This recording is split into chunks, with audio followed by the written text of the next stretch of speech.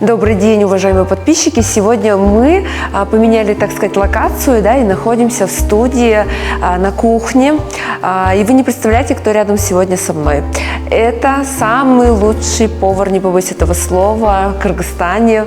Самый титулованный Алмаз Джолдубаев, который входит также в топ-10 лучших поваров мира. Спасибо вам большое, что сегодня нас впустили, как говорится, побыть на кухне, увидеть все воочию, да, и быть частью этой программы. Как говорится, вы сказали, да, можно из обычных продуктов создать шедевр. Здравствуйте, спасибо. Конечно, можно. Здесь самые обычные продукты. Всего лишь паста, зелень и масло, ну, с чесноком и перцем. Паста алиоли называется.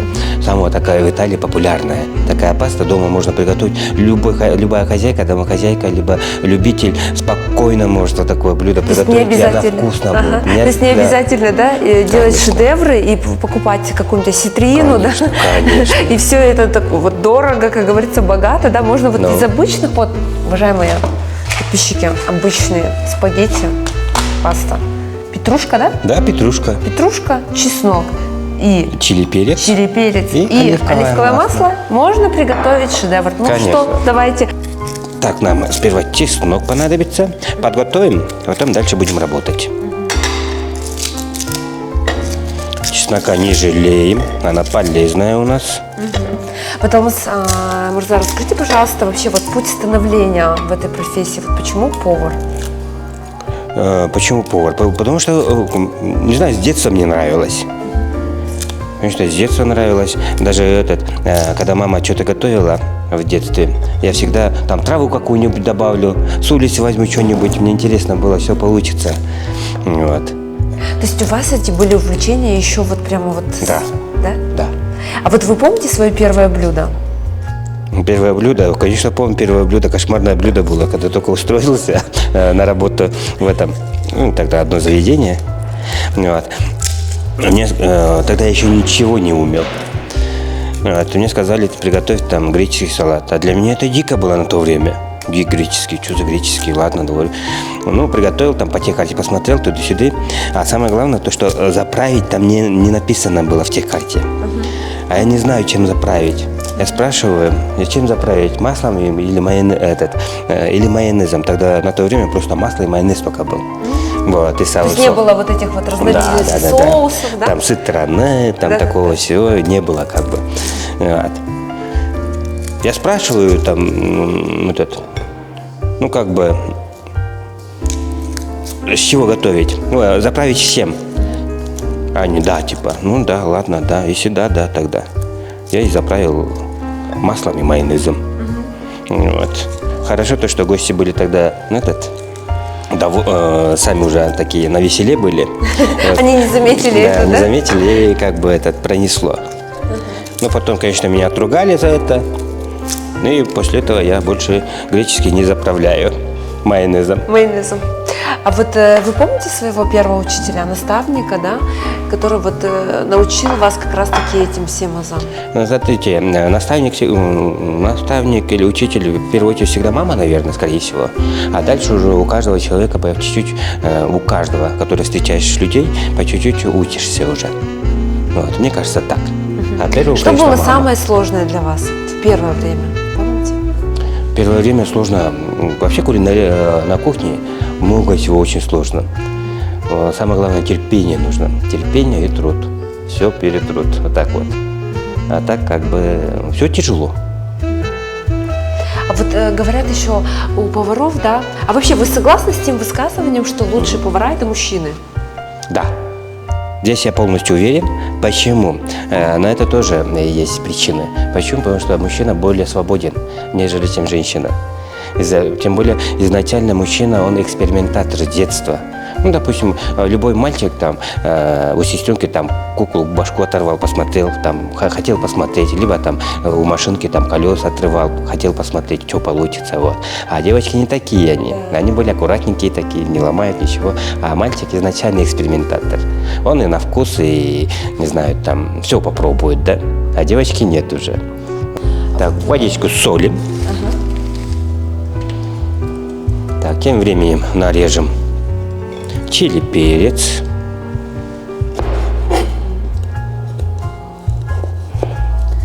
Дома, значит, вы готовите? Да, думаю я. Супруга и, наверное, вообще вот семейство ваше, да, особо уже не удивляется вашим кулинарным способностям, да? Или все-таки вы уже еще умеете удивить? Ну, стараюсь, конечно, удивляется, нет, но уже сложно жену удивить, наверное, разными блюдами. А вот как вы считаете, вот наша национальная кухня, да, по сравнению с другими кухнями мира, да, вот на каком месте? И вообще вот наша кухня, вот. Не, наша кухня по-любому для меня остается на первом месте. Как ни крути, все равно. Вот. Наша кухня тоже богатая, должна быть. Просто много чего забылось, наверное. Вот. А то самый старый народ, древний народ, вернее, одно из самых древних народов мира, невозможно, чтобы у нас и беш, и этот только был, да? Там, ну, несколько там десятков блюд. Навряд ли. Мне кажется, очень много блюд. Вы являетесь топ-10 лучших поваров мира, да? Да. И вы знаете, что этот путь вы прошли действительно был тернистый, наверное, тяжелый. Сколько было порезов, да? Сколько вот быть вот лучшим из лучших, да?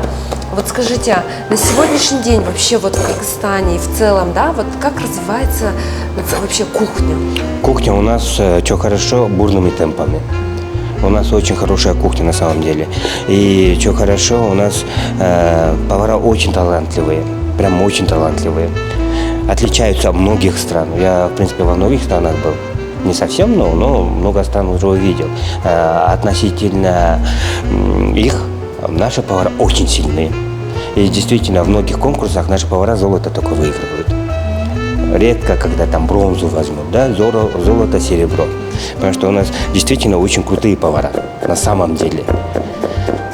Как вы думаете, с чем это связано? С трудолюбием? Наверное, скорее всего, трудолюбием, наверное. И у нас более такие умные люди. А скажите, вот самый главный экзамен, да, когда вот я просто знаю, что вы участвуете во многих комиссиях, в жюри, да, на таких конкурсах для поваров. Скажите, вот какой экзамен там самый главный? Ладно, помимо того, что вкусно приготовить, там и соблюсти все, как говорится, все этапы, да, приготовления. Вот какой есть вот какой-нибудь экзамен? Допустим, вот я знаю, что в Японии или в Корее нужно там вот там какой-нибудь лепесточек, да, настолько мелко сделать, чтобы на микроскопе вот эту пленку увидеть. Ну, допустим, да, то есть это владение ножом как раз-таки. А вот какой есть главный экзамен, допустим? Или на что вы в первую очередь обращаете внимание, да? На первую очередь, на что?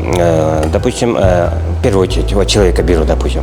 Представим, что человека беру на работу, собеседование, он рассказал про себя, ну хорошо, заходи на кухню и простые блюда. Мне не надо там фуагру приготовить, там туда-сюда, вот такие вещи, да, или лобстера там.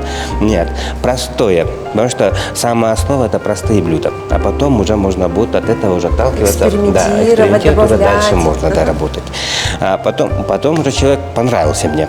Я беру его и смотрю. В первую очередь повар должен прийти на работу и посмотреть, ну, ручки помыть, туда-сюда, понятно, это все. Холодильники посмотрите, что у него есть. Заготовка, какие эти есть продукты есть, что надо ему делать, подготовиться к завтраку, допустим, да, или к обеду. Вот. На это смотрю. Если человек не смотрит, дальше там ходит, там что-то делает, тогда этот человек уже не наш. Да. То есть он должен проверить свое рабочее место. Да, это обязательно. Вот вы сказали, что очень много у нас в Кыргызстане появилось, да, и появляются талантливых поваров, да? Да. Вот скажите, в целом охотно ли идут? На повара? Да. Да, сейчас уже да. Раньше поварская профессия, она не очень такая авторитетная была, да? Сейчас уже люди знают, кто такой повар, уже чуть по-другому. Отношение к повару уже совсем по-другому. Сейчас, когда говоришь, вы уже чувствуете? Да. Раньше как было? Раньше, наверное, советская повар, значит, вор, да? О, значит, у тебя там дома масло есть, там туда-сюда, да. Ага. А сейчас уже по-другому отношение уже. Повар, значит, ты, значит, хорошо готовишь, там уже по-другому уже. Потихонечку мы тоже растем насчет этого. Вот. Или повара только были там женщины, а сейчас нет. Да. Скажите, пожалуйста, за все ваше время, да, скольки ресторанам и кофейням вы поставили кухню? О, Много, да? это сложный вопрос. Много, да. На самом деле много. За 20 лет много, наверное, уже. То есть вы, допустим, когда сейчас приходите, ну, допустим, в какой-нибудь ресторан, да, видите, что это вот ваше, допустим, блюдо, да, а если вот есть, вот бывало, что есть недочеты? И Конечно, часто ли вы обязательно. критикуете, ну, вот кухню, допустим, там, где-нибудь зашли покушать и вот... А, нет. Абсолютно. Нигде никогда не критикую. Абсолютно. Потому что каждый по-своему все равно готовит. Даже человека, если вот так вот покажешь, там поминутно, все равно чуть по-другому получится у другого человека.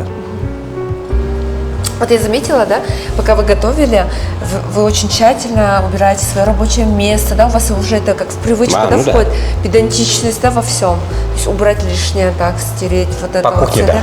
Да? Да. По кухне. По А кухне, вообще да. в жизни это не мешает? В жизни нет, в жизни я обычно. В жизни, машина у меня грязная сейчас. Я сколько, 2 недели не мыл. Ну, то есть, как бы, но в кухне вы хозяин, да? Да, да, да. А салон у меня вообще гардероб. Там все есть. Сейчас у меня даже этот, как его, газовый баллон и этот гриль стоит в этом. В машине. В машине. В случае чего, если поеду Да, да, за да, город, да. чтобы у меня это, да? Наверное, и друзья, и родственники, да, уже привыкли. Да, А, да, да, да. Вы не поверите, у меня даже этот есть, мангал есть в машине сейчас. С шампурами совсем. в случае чего, если я окажусь, да, за городом, Да. у меня все при мне. Ну да. Да. Скажите, все-таки вот вы же говорите, что 20 лет, да, получается, в сфере кулинарии очень многое повидали, очень много переняли, да, так сказать, и в нашу национальную кухню, да, научились где-либо. Но я также знаю, что вы очень часто возглавляете и присутствуете на очень высоких приемах гостей, да, также и президент, и лидеры других стран, да, вы готовили. Вот расскажите вот эту часть работы, да, вообще в целом, как попасть туда? Как попасть туда, я, если честно, сам не знаю. Они мне сами звонили, да? Вот, с этого звонят уже с резиденции. Вот такой-то, да, такой-то там. Ну, мы хотели бы там с вами поработать. Ну, так они сами звонили. А как там, кто им сказал, или там этого я... Ну, это понятно, да, это, я не видимо, как знаю. сарафанное радио. Ну, вот он возможно, хорошо да. готовит, Ну, нам возможно, нужен, скорее да? всего, возможно, Вот вы да. помните свой первый прием, и вот вообще, как вот там выбирается кухня, что там делается? Первый прием. Рассказать первый, это вообще кошмар же. Как кошмар. Так удивительно было, интересно и странно было. К нам приезжает Дональд Рансфельд, начальник Пентагона, там министр обороны США в одно время был, одной из там ключевых фигур мира. Такой там, который историю делал, да? Вот. Он у нас в ресторане, он приехал сюда, потом нас вызвали обслужить. Мы с Казахстана специально тоже одного еще крутого шеф-повара взяли. Я тогда еще помоложе был, вот, не такой опытный. И мы с ним начали готовить ему. Все хорошо, все идеально пошло. Чисто итальянскую кухню приготовили, ему все понравилось и все отлично. А самое интересное, его повезли потом на Иссык-Куль. Там, конечно, бешбармаком накормили, а человек уже 70 лет. Вот. Он был удивлен. Тем более, да, удивлен был. И потом что-то его прихватило. Его же потом, тогда еще база же была, сразу забрали. Вертолетом забрали и Ему стало плохо? Да, ему стало плохо, потому что он не выдержал нашу тяжелую еду, так сказать. Ну, как бы этот же американец, они, наверное, такое не едят, скорее всего, тем А более. это, наверное, бешбармак был на камине? Да, конечно, там со всеми козы, карта и со всеми этими. Ну, и он поел, и ему стало плохо. Да, а так мы уже очень хорошо тогда поработали в это, и воочию увидел такого, который действительно делал историю, да. Хорошая, плохая, это уже, не знаю, там, история покажет, а на самом деле вот этот человек действительно историю, да, который делал. Вот тогда я действительно удивлен был. А так, в основном, я, в принципе, многих, и Эрдогана видел, и Путина видел, и многих видел. В силу почему? Потому что, я же говорил, я карвингом занимался. А карвингом надо сразу делать. Там, как бы оформлять самому надо. То бишь, получается, не на где-нибудь на кухне там отдал, там официант пойдет, нет. Такого нет. Вот Сами, так, да? За счет этого я многих увидел. Ну, подходить нельзя, фототься, соответственно, нельзя. Ну, как минимум 3-4 метра я их видел. И особенно много этих высокопоставленных лиц, президентов, на играх кочевников видел, когда мы в этом были, на ипподроме. Вот. И действительно, с этой стороны там президенты сидели, а здесь чуть-чуть с этой стороны я сидел, я смотрел. То есть вас еще позвали на игры кочевников, Да. оформить. И вот карвинг, что это вот? Карвинг – это вырезание из фруктов, овощей. Я много чего такого. Одно время я как бы один из первых, возможно, и первый был, который научился карвингу. Как я научился? Случайно по телеканалу «Мир» увидел украинских поваров. Кстати, украинские повара считаются очень крутыми тоже. Молодцы они тоже. Вот. Там кто-то вырезал, ну, повар, я не знаю, как его зовут, вырезал с арбуза там цветочки. Мне очень понравилось. Начал дальше изучать. И, оказывается, оно пошло уже с Таиланда. Вот. История этого с Таиланда идет. Там лотос вырезал, там императору, там королю, император какой-то у них там. Вот, и как бы вот это вот возродилось. Вот поэтому в Юго-Восточной Азии очень много таких вырезаний овощей, фруктов. Китай, допустим, Юго-Восточная Азия, у них вырезают. И начал это дома пробовать. рисунок, да? Да, На овощи. да, на овощи. Вот. И начал пробовать, рисовать. Ну, конечно, тогда еще как раз все хорошо. Летом увидел, первый арбуз пошел, 20-й пошел, 30-й, там 40-й, 101-й более-менее начал получаться. Думаю, опа, значит, у меня что-то получится. Вот. То есть с сотого арбуза у вас получился рисунок, да? Да. Ну, потихонечку, как бы, не все сразу.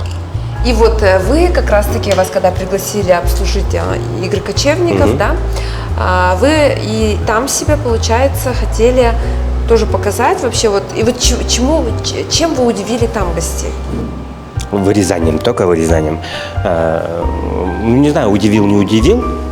Удивления не показывали. Самое главное удивление, когда этот был в шоссе. Когда вот вырезал, тогда на улице была резиденция, первая резиденция, на улице, на лужайке. Вот, там много чего. А что интересно, я вырезал всех стран гербы. Которые участвуют, да? Которые участвуют, да, страны-участницы, гербы я вырезал. И им действительно, все равно же каждому удивляет, как бы интересно и приятно. То есть каждый президент возле своего герба сфотографировался, да? Президент фотографировался, не знаю, но сотрудники, которые там, допустим, с России, там, с Узбекистана, там, они действительно, о, смотри, это наш. А он, смотри, ваш, там вот так вот, как бы, да. И мне это понравилось на самом деле. О, думаю, молодцы. А как вам пришла такая идея? И какой герб было сложно? Самое сложное узбекский герб. Он сложный. Для меня сложно было, узбекский герб сложно было. Российский еще можно было, остальные как бы можно было. Узбекский он такой... Мелких деталей Мелких деталей, да, очень много. Вот, узбекский чуть тяжеловатый для меня был. Вот, там, как бы, для меня тяжеловато было, а остальное как бы более-менее нормально. И вот реакция людей, то есть была удивительная, да? Да, им понравилось.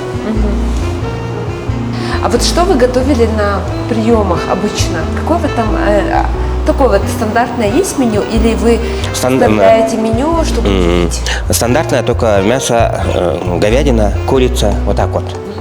Морепродукты нельзя. То есть она не проходит, да, не проходят они как его? Протокол. Да, протокол, не протокол, а сам то есть там вот такая служба, там, все продукты проверяют? Там полностью проверяют. На нитраты, на все проверяют. Перед подачей сам, когда продукт приехал, и как продукт получили, и дальше уже, когда уже приготовил, полностью все проверяют, все пробуют. Там не просто, просто приготовил, отдал, нет. Залог успеха является и плитка, и сама посуда, на которой готовишь, или нет? Или можно приготовить на чем угодно, и главное, как говорится, умение? Удобство, конечно, одно из первых. Чем удобнее, тем лучше и проще готовить. А на самом деле для повара самое главное – нож хороший нужен и огонь. И там посуда какая-нибудь, все. На самом деле. А такие тончайшие, высокие эти блюда, конечно, соответственно, оборудование нужно. Желательно хорошее. Все, мы почти уже на финишной прямой. Сейчас быстренько раз-раз. Здесь уже дальше быстро готовится. Все. Дальше чесночок. Чеснока не жалеем. То есть чеснока должно быть так много, да? Она такая чесночная паста.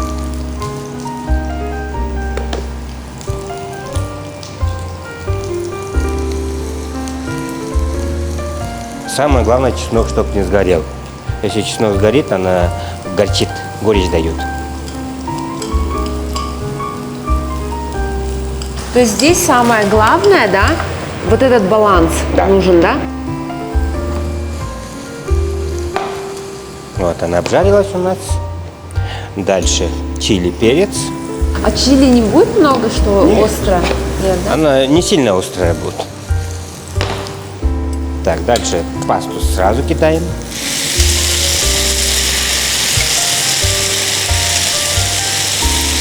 И чуть-чуть водички вот так вот.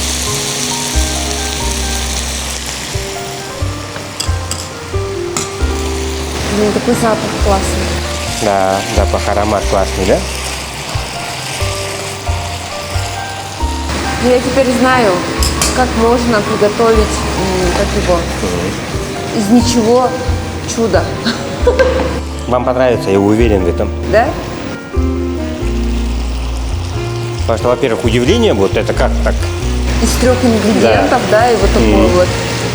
Вот вы отдыхаете вот на кухне, Да. Да. то есть кухня. Я люблю эту вот что работу. для вас кухня? Ну, если 20 лет отработал на кухне, больше половины моей жизни, да, так сказать, даже чуть больше половины моей жизни. Вот. Я считаю, это моя жизнь. Так, петрушка.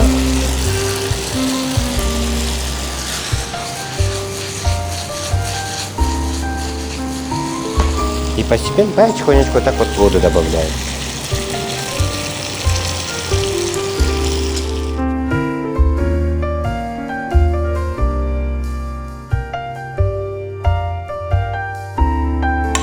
Какая красота, просто буйство красок. Видите, какой густой соус у нас получился? Да. Эмульсия такая. Значит, мы все правильно сделали, Да. да? Ну что, пробуем? Конечно. Пробуем. Сегодня у меня очень, мне, наверное, очень многие позавидуют. Хочу. Бисмилля. Какая красота. Как эта паста называется? Алио-олио. Алиоли. Понимаете, дорогие мамочки и наши подписчики, можно из 3 ингредиентов сделать итальянскую, очень знаменитую, да, пасту? Да. Бисмилля.